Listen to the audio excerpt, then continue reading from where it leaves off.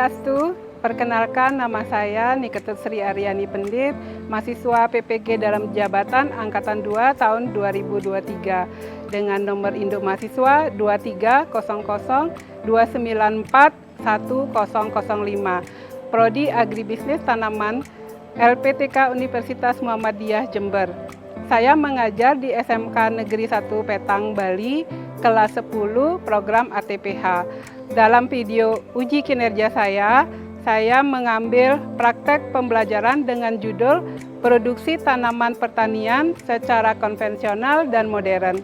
Mata pelajaran dasar-dasar agribisnis tanaman dengan model Project Based Learning atau PJBL. Dan mari kita saksikan videonya. Terima kasih.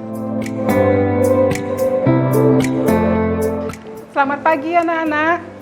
Selamat pagi, Bu. Baik. Pada asana. Pangan jali. Om Swastiastu.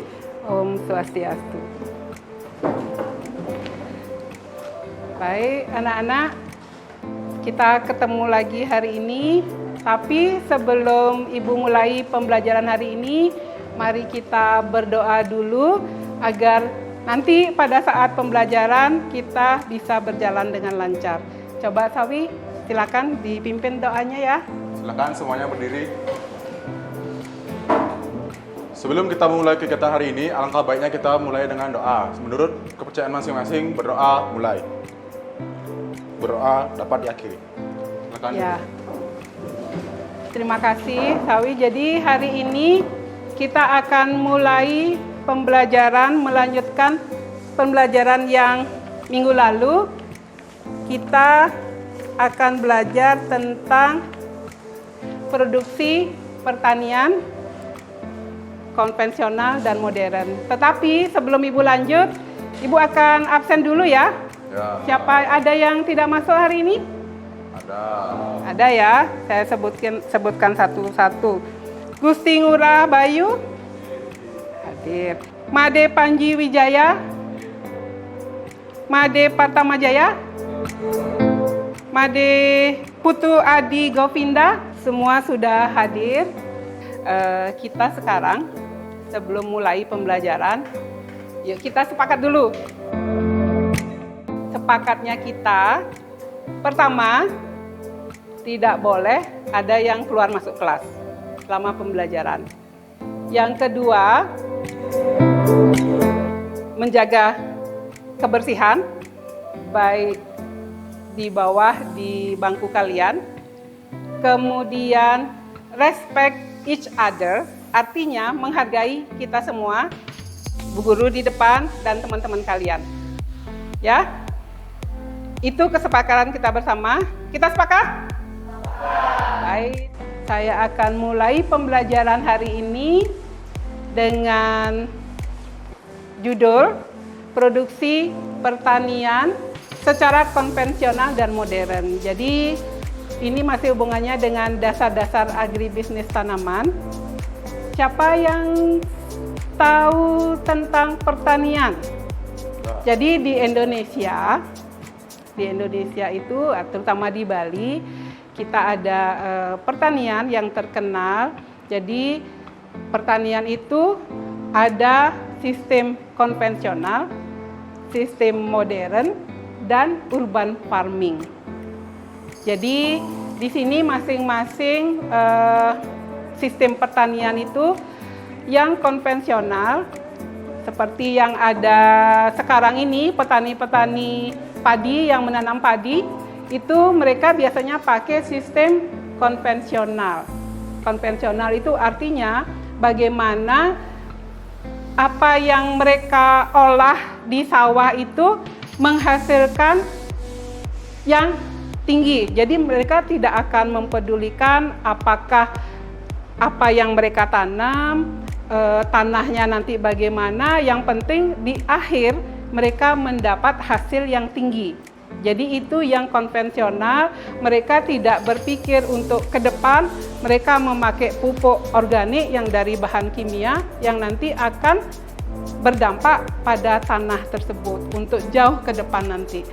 Kemudian mereka memanfaatkan teknologi modern, pupuk itu udah teknologi modern ya, pupuk, pestisida, kemudian kimia sintetis dosis tinggi dengan tanpa atau sedikit input pupuk organik. Jadi itu pertanian konvensional. Petani zaman dulu dengan kondisi yang sekarang dengan ekonomi, jadi bagaimana mereka bisa mendapatkan hasil semaksimal mungkin tanpa memperhatikan akibat untuk kedepannya nanti dengan pemakaian pestisida yang tinggi, pemakaian pupuk kimia dosis tinggi, itu kedepannya nanti berakibat pada tanah yang dipakai untuk menanam. Kayak itu yang pertanian konvensional. Kemudian pertanian modern, coba Tuni bisa dibacakan untuk teman-temannya juga yang nomor 2. Oke, pertanian modern. Nah, pada dasarnya pertanian modern adalah usaha pertanian yang memanfaatkan teknologi terbaru yang sesuai dengan agroekologi dan sosial ekonomi petani, produktif, efisien, dan menguntungkan petani. Bagus, terima kasih ya. Jadi pertanian modern pada dasarnya adalah usaha pertanian yang memanfaatkan teknologi terbaru yang sesuai dengan agroekologi. Jadi agroekologi itu artinya mereka sudah memperhatikan ekologi. Ekologi itu sistem pertanian, bagaimana nanti tanahnya, bagaimana nanti kedepannya, apakah tanah itu akan berubah menjadi tidak bagus lagi untuk tanaman kalau dalam pemakaian pupuk pestisida dalam jangka waktu lama. Jadi petani modern sudah memperhatikan hal-hal tersebut. Jadi mereka sudah mulai bagaimana memperhatikan ekologinya, lingkungannya, bagaimana mereka memproduksi tanaman, pertanian agar tidak merusak ekologi, tidak merusak lingkungan, kemudian masih tetap mendapatkan keuntungan dari hasil pertanian tersebut. Jadi itu konvensional dan modern. Yang modern ini sudah mulai memakai yang organik, mengurangi pemakaian pupuk, pestisida, dan ya memperhatikan ekologi. Nah, yang terakhir yang nanti akan kita praktekkan di lapangan adalah tentang urban farming. Jadi urban itu daerah perkotaan, pertanian di perkotaan. Seperti kita sekarang ini ada di sekolah, itu juga bisa kita create urban farming. Di sini urban farming artinya cara bertani dengan mengoptimalkan lahan yang dimiliki atau intensifikasi pertanian. Jadi kalau di sekolah ini kan lahannya sempit, tapi bisa kok kita meng-create sesuatu di situ. Caranya gimana? Kita memakai lahan-lahan kosong di samping ini, kita bisa menanam di dalam polybag, kita bisa menanam sayur, kita bisa menanam tomat, kita bisa menanam bunga dan lain-lain.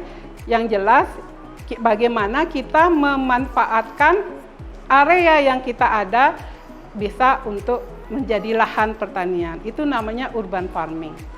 Oke, sampai saat ini ada yang mau ditanyakan?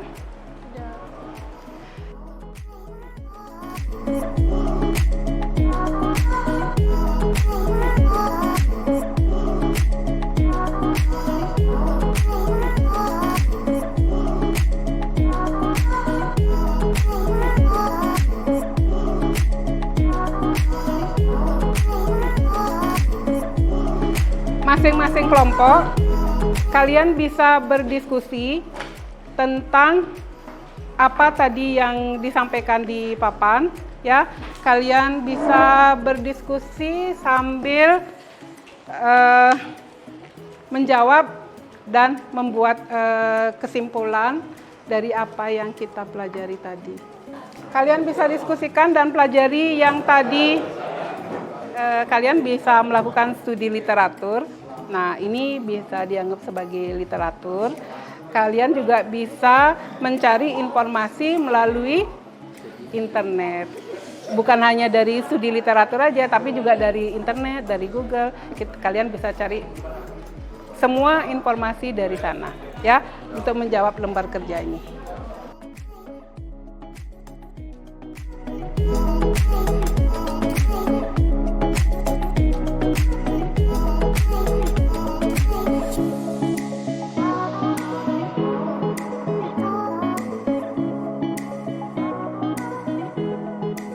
Bisa dipahami apa saja, bisa dijawab, bisa mencari kesimpulan, bisa ya. Nanti terakhir kesimpulannya.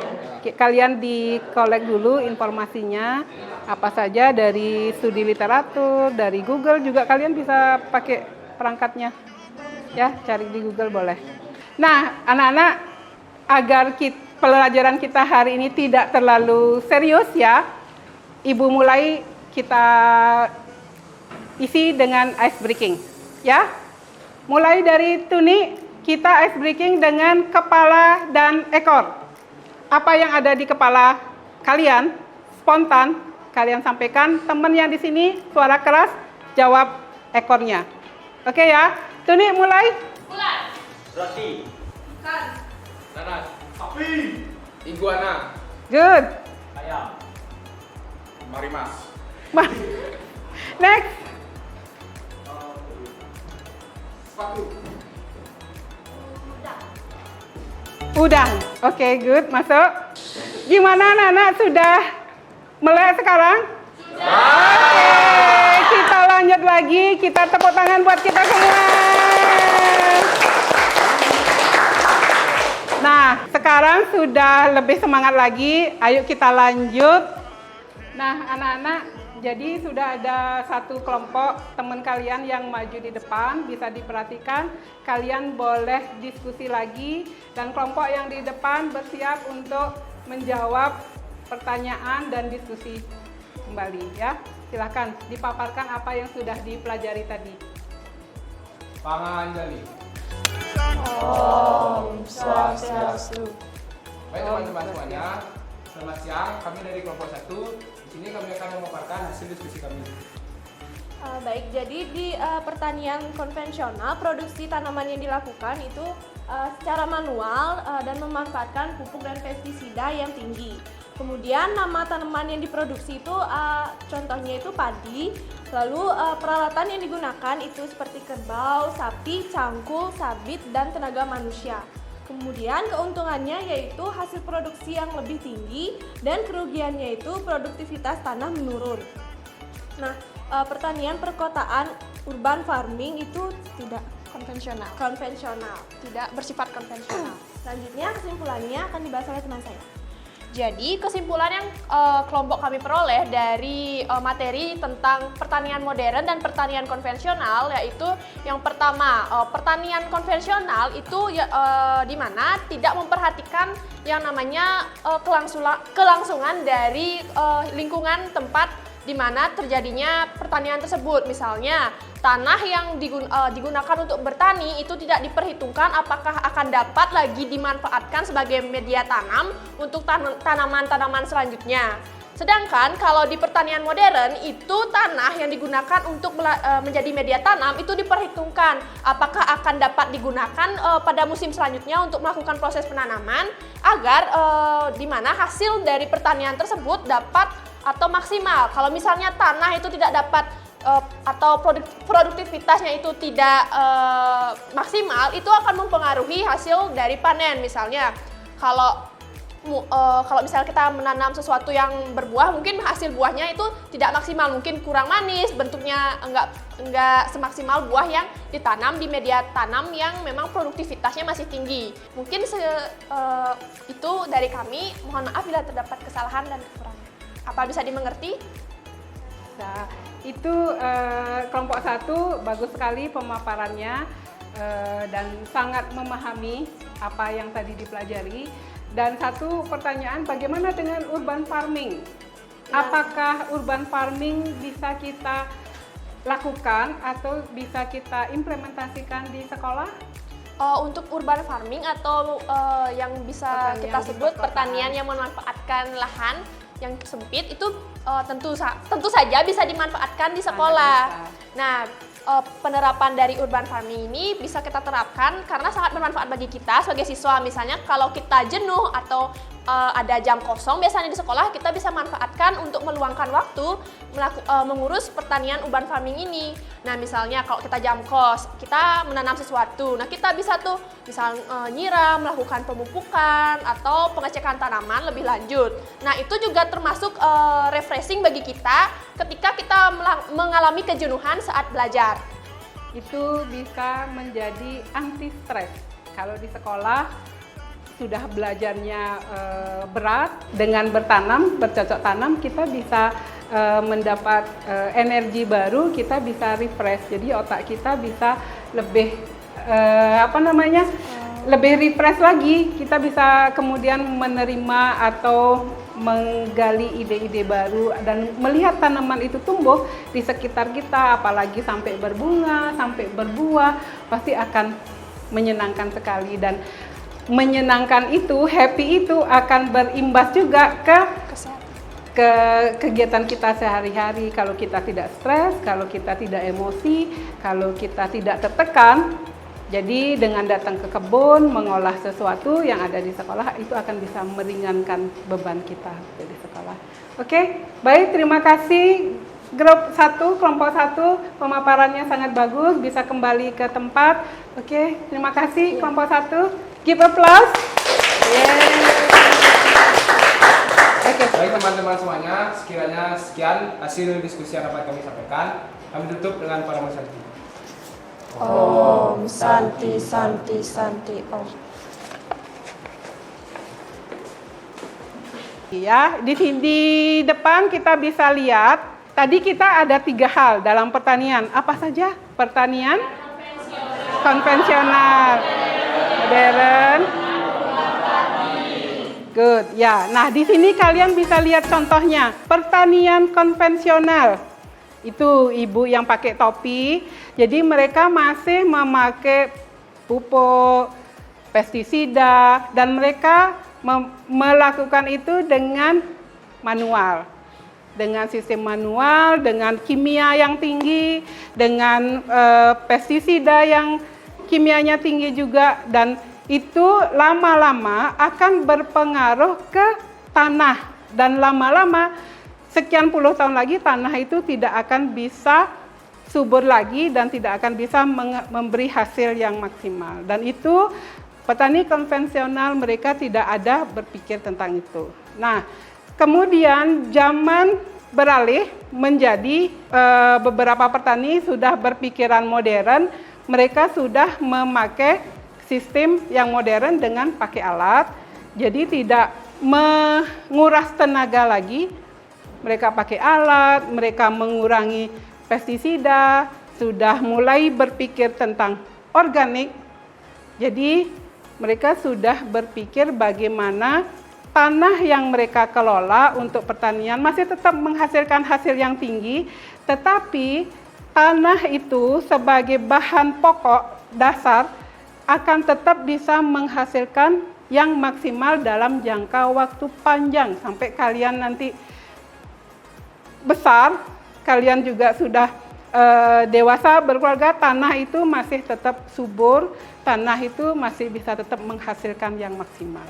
Nah, kemudian urban farming, ini orang-orang di perkotaan, mereka berpikir, aduh tempatnya sempit, aduh rumah saya segini aja, tapi mereka membeli ke pasar dengan hasil yang penuh dengan bahan kimia, penuh dengan pestisida. Mereka pasti akan berpikir untuk membeli bahan hasil pertanian tersebut. Jadi di urban farming pun di skala rumah tangga di perkotaan mereka bisa melakukan ketahanan pangan dengan urban farming dengan memanfaatkan lahan mereka yang ada, emperan rumah mereka yang kecil itu mereka bisa tanemin dan bisa menghasilkan hasil pertanian.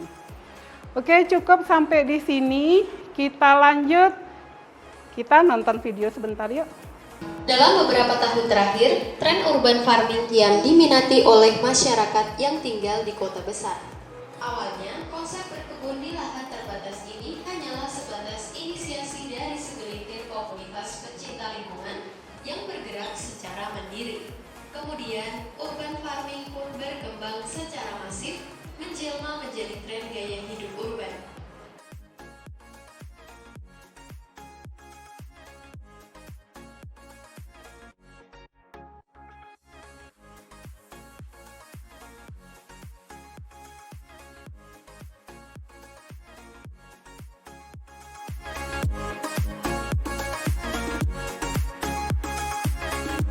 Oke, next. Yang ini udah selesai ya, urban farming. Ada yang ditanyakan? Menarik kan urban farming itu? Dari sarana produksi yang konvensional, pancausaha tani, dan input dari luar yang sangat tinggi. Sedangkan yang organik, optimalisasi potensial lokal dengan input luar rendah. Jadi yang luar itu yang itu pestisida dan lain-lain. Kalau organik, yang di dalamnya itu yang tinggi tanpa pestisida. Kemudian pengambilan keputusan konvensional didasarkan atas petunjuk orang luar. Ini mestinya seperti dinas pertanian dan lain-lain itu ada sistemnya. Sedangkan yang organik itu boleh mandiri. Seperti itu. Petani konvensional itu ketergantungan, jadi dia tergantung dengan apa yang diatur oleh pekaseh gitu ya kalau di sawah itu. Jadi ada ini, sedang organik ya udah petani mandiri. Pengetahuan lokal konvensional diabaikan, yang organik pengetahuan lokal adalah yang diutamakan. Konvensional itu contohnya apa? Nanam apa yang konvensional? Good, padi yang di sawah itu. Petani kan pasti sawah, hamparan sawah itu semua ditanemin sama padi. Dan padi itu di sawah itu diatur sama apa? Kan ada ininya di sawah tuh, apa namanya? Timnya gitu kayak pekaseh dan lain-lain itu semua diatur sama pekaseh yang ngatur irigasi. Kalau di Tabanan itu yang museum Subak, siapa yang udah pernah ke sana? Belum pernah ya. Sekarang lagi direnovasi, mungkin nanti bisa ke sana. Jadi di situ dijelaskan bagaimana sistem Subak itu. Nah, di sana masih pakai konvensional.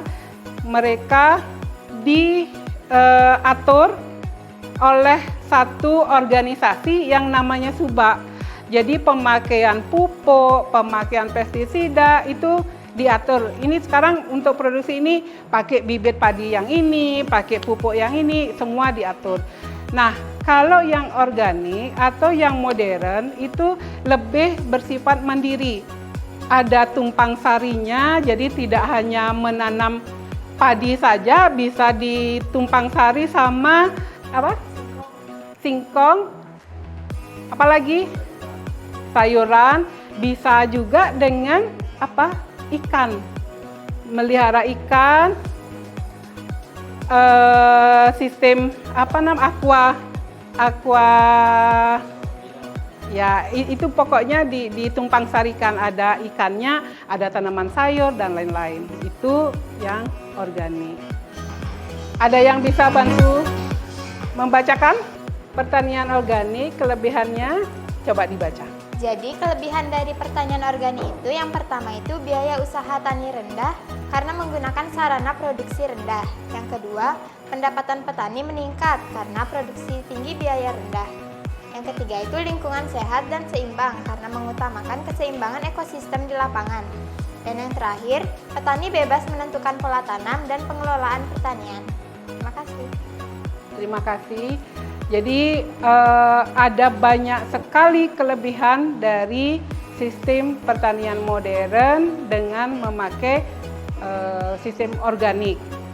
Dari segi biayanya lebih rendah karena tidak perlu membeli rabuk dengan harga tinggi, tidak perlu membeli pestisida dengan harga tinggi, cukup dengan organic things itu ya, yang organik yang tidak memerlukan biaya tinggi. Kemudian pendapatan otomatis akan bertambah karena hasil pertanian organik itu harganya lebih mahal loh dari pertanian yang biasa, hasil pertanian biasa. Kemudian lingkungan lebih sehat dan seimbang karena mengutamakan keseimbangan ekosistem. Jadi yang dipakai kan yang organik, yang untuk membasmi hama itu cukup dengan cabai, bawang putih, campur air, sudah disemprot. Hama-hama putih itu bisa hilang. Kemudian petani bebas menentukan pola tanam. Jadi mereka bisa mau nanam apa aja, tidak memandang, tidak menunggu aturan gitu ya. Sistem harus menanam ini, semua nanam padi. Jadi petani bebas menentukan mau menanam apa saja. Pola tanam, pengelolaan pertanian ada di tangan mereka. Jadi kalian bisa membandingkan antara pertanian konvensional, modern, dan urban farming. Bagaimana tadi kalian melihat videonya? Menarik tidak? Tidak membosankan kan? Habis ini kita akan langsung ke project, ke lapangan. Kita akan latihan mencoba urban farming. Kita akan mencoba melakukan sesuatu, menanam sesuatu di tempat percobaan nanti. Nah, anak-anak, tadi kita sudah belajar di kelas. Kita akan mempraktekkan sistem pertanian. Yang kita ambil adalah tentang urban farming. Karena kita ini di sekolah, kita manfaatkan emper sekolah yang bisa kita manfaatkan dengan maksimal dengan diisi tanaman hias, tanaman buah, dan lain-lain. Dan pertama yang akan kita lakukan, kalian dalam kelompok masing-masing membagi kelasnya. Kita dari buat pembibitan dulu, bibitnya dengan tanah, medianya kita taruh di sini. Kemudian nanti bahan-bahan tanaman yang sudah jadi bisa kita atur, kita taruh di emper tadi. Kita jadikan sekolah kita sebagai urban farming. Ya, siap? Oke, good job. Jadi silakan kalian ambil masing-masing kelompok. Kelompok 1 bisa ambil tanaman marigoldnya, tanaman gemitirnya. Kita atur di emper itu, yang lainnya bisa mulai mengatur, membuat bahan bibit, dan ada yang memindahkan bibit yang sudah jadi ke dalam polybag. Ya, oke, silakan bubar, kita ambil bahannya masing-masing.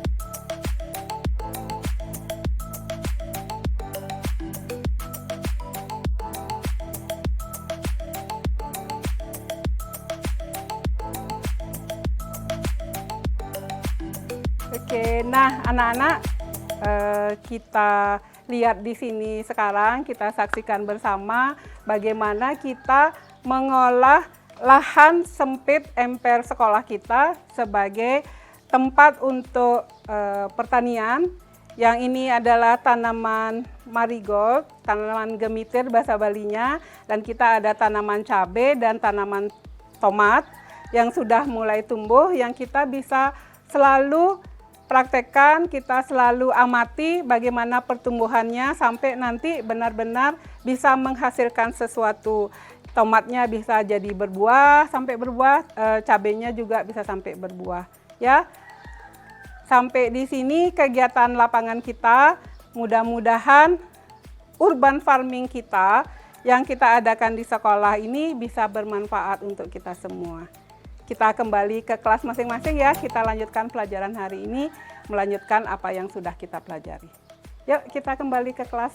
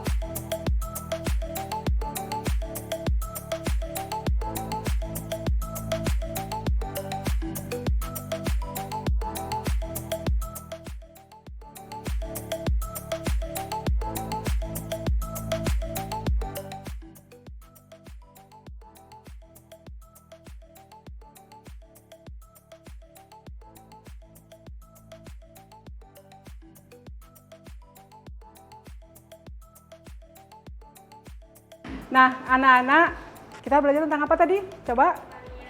Pertanian. Pertanian secara apa? Konvensional, modern, dan urban farming. Nah, dari apa yang sudah kalian pelajari, kita tadi juga sudah ke lapangan, sudah mengerjakan post test. Apakah ada yang bisa menyimpulkan dari apa yang kita pelajarin tadi? Mungkin Tuni bisa menyimpulkan apa yang kita pelajari tadi? Jadi menurut saya setelah kita melakukan proses pembelajaran baik secara materi kemudian ke project, nah kalau dari segi materi kita udah mengerti gimana sih dasar-dasar dari pertanian itu sendiri.